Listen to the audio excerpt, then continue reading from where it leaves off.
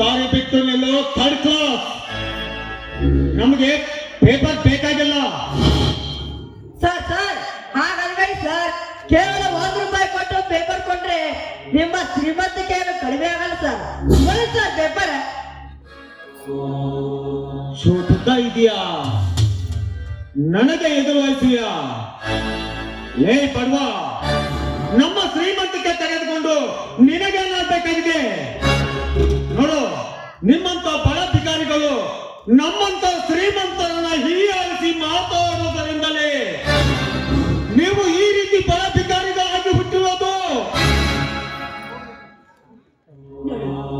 ಹೋಗ್ಲಿ ಬಿಡ್ರಿ, ಪಾಪ ಮಗು ಏನು ತಿಳಿಯದೆ ಮಾತಾಡ್ಬಿಟ್ಟಿದೆ ನೋಡಿ. ಕೇವಲ ₹1 ತಾನೆ ಕೊಟ್ಟು ಪೇಪರ್ ತೆಗೆದುಕೊಳ್ಳಿ.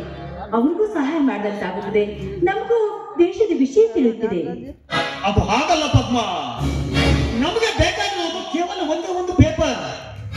ಅದು ಈಗಾಗಲೇ ಮನೇಲಿ ಇದೆಯಲ್ಲ. ನೋಡು, ಇಂಥ ಬೀದಿ ಭಿಕಾರಿಗಳು ದಾರಿಯಲ್ಲಿ ಸಾವಿರಾರು ಜನ ಪೇಪರ್ ಮಾರುತ್ತಾ ನಿಂತಿರ್ತಾರೆ. ಎಲ್ಲರ ನೀವು ನಾವು ಒಂದೊಂದು ಪೇಪರ್ ಕೊಂಡ್ಕೊಂಡ್ರೆ ನಮ್ಗೆಲ್ಲ ಬಾ. ಏಯ್ ನಡಿ ಪದ್ಮ, ಮನೆಗೆ ಹೋಗೋಣ. ಅಮ್ಮ ಅಮ್ಮ, ನೀವಾದರೂ ತಗೊಳ್ಳಿ ಅಮ್ಮ ಪೇಪರ್. ಕೇವಲ ₹1 ಅಮ್ಮ ಅಮ್ಮ ಎನ್ನುವ ಈ ದನಿಯನ್ನು ಕೇಳಿದ್ರೆ ನನ್ನ ಕರುಳು ಕತ್ತರಿಸಿದಂತಾಗ್ತಾಯಿದೆಯಲ್ಲ. ಮಗು, ಯಾರಪ್ಪ ನೀನು ಹಾಡಿದ ತಂದೆ ತಾಯಿ? ಅಮ್ಮ, ನನಗೆ ತಾಯಿ ಇಲ್ಲಮ್ಮ. ನಾನು ಹುಟ್ಟಿದ ತಕ್ಷಣವೇ ಸತ್ತು ಸ್ವರ್ಗ ಸೇರಿದಳಂತೆ.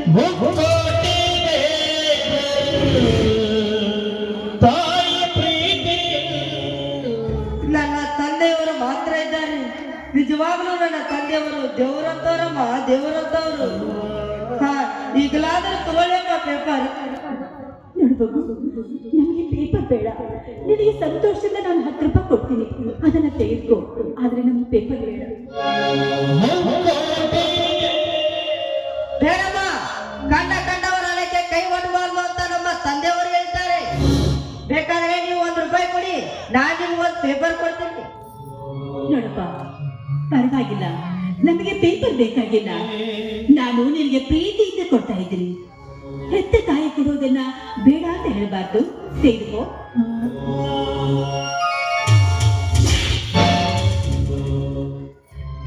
ಏನ್ ಮಾಡ್ತಾ ಇದ್ದೀಯ ನೀನು? ಕಂಡವರ ಕೈಯಲ್ಲಿ ಕೈ ಒಡ್ಡು ನಾನು ನಿನ್ನ ಜೋಪಾನ ಮಾಡಿಲ್ಲ. ಈಗ ಇಸ್ಕೊಂತ ರೊಕ್ಕ ಕೊಡ್ತೀವೋ ತಂದು ಕಪಾಳ ಮೋಕ್ಷ ಮಾಡು.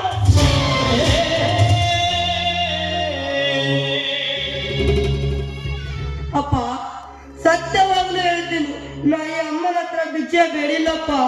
ಈ ಅಮ್ಮ ಇದ್ದಾಳಲ್ಲ, ನಿನಗೆ ಪ್ರೀತಿಯಿಂದ ಕೊಡ್ತೀನಿ, ಬೇಡ ಅನ್ನಬಾರ್ದು ಅಂದ್ರಪ್ಪ. ಅದಕ್ಕೆ ತಗೊಂಡೆ. ಇದರಲ್ಲಿ ನಂದೇನು ತಪ್ಪಿಲ್ಲಪ್ಪ. ನನ್ನ ಹೊಡಿಬೇಡಪ್ಪ, ನಿಮ್ಮ ಕಾಲಿಗೆ ಬೀಳ್ತೀನಿ. ನಿನ್ನದೇನು ತಪ್ಪಿಲ್ಲ ತಾನೆ? ಹಾಗಾದರೆ ನಾನು ಹೇಳಿದಂತೆ ಕೇಳು. ಆ ರೊಕ್ಕವನ್ನು ಮಾಡಿ ಅವರಿಗೆ ಕೊಟ್ಟ ಬಿಡು, ಇಲ್ಲ ನಿನ್ನ ಮೈಚರವನ್ನು ಸುರಿಸಿ ಬಿಡ್ತೇನೆ.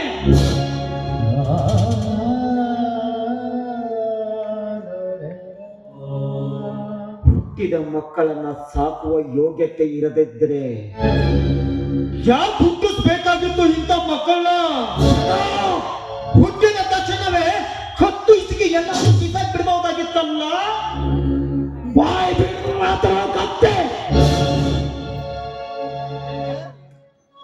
ಕಣ್ಣಲ್ಲಿ ಕುತ್ತಿಗೆಸೋರು ನಮ್ಮಂತ ಬಡವರಲ್ಲ, ನಿಮ್ಮಂತ ಬಂದ ಶ್ರೀಮಂತರಲ್ಲೇ ಕತ್ತೆ.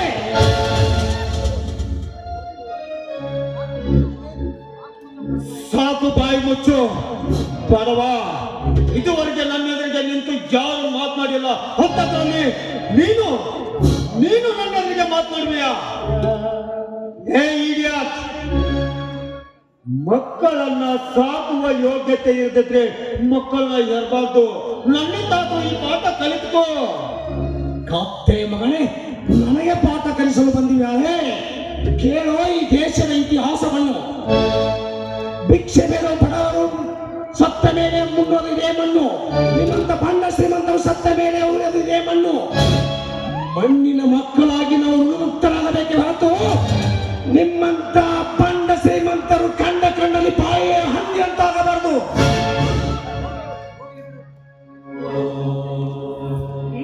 ಹೋಗ್ಲಿ ಬಿಡ್ರಿ, ರಸ್ತೆ ನಿಂತಿ ವಾದಿಸುತ್ತಾ ನಿಲ್ಬಾರ್ದು.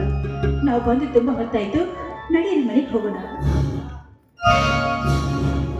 ಶಾಂತೇಶ್, ಇಂದು ನನ್ನನ್ನ ಆ ಹೀನ ಪ್ರಾಣಿಗೆ ಹೋಲಿಸಿ ಮಾತನಾಡಿದೆಯಲ್ಲ, ಮುಂದೆ ಕಾದು ನೋಡು. ಇದರ ಪ್ರತಿಫಲವನ್ನ ತೀರಿಸಿಕೊಳ್ಳದೆ ಹೋದ್ರೆ ನನ್ನ ಹೆಸರು ಪ್ರತಾಪನೇ ಅಲ್ಲ.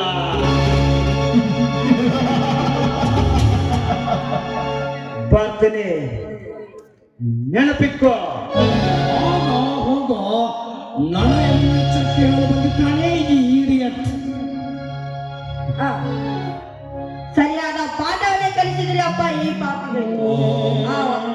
ಗೊತ್ತಾಯ್ತು ಬಾರಪ್ಪ, ಮನೆಗೆ ಹೋಗೋಣ. ಮಗು ಪಾದು, ಆಗಲೇ ಆ ವೇಷದಲ್ಲಿ ನಿನಗೆ ಹೊಡೆದು ಬಿಟ್ಟೆ. ಇಲ್ಲಪ್ಪ, ನನಗೇನು ಕಟ್ಟು ಬಿದ್ದಿಲ್ಲ. ತಪ್ಪು ಮಾಡಿದವರಿಗೆ ಸರಿಯಾದ ಶಿಕ್ಷೆಯನ್ನು ನೀವು ಕೊಟ್ಟಿದ್ದೀರಿ ಅಷ್ಟೇ ಬಿಡಪ್ಪ. ನೀವು ಯಾವ ಸಮಯದಲ್ಲಿ ಹೊಂದಿದ್ದೀರೋ ನನಗೆ ಗೊತ್ತಿಲ್ಲ. ತುಂಬಾ ಸಮಯವಾಗಿದೆ, ಆದಷ್ಟು ಬೇಗನೆ ಮನೆಗೆ ಹೋಗಿ ಊಟ ಮಾಡೋಣ ಬಾ ಕಂದ.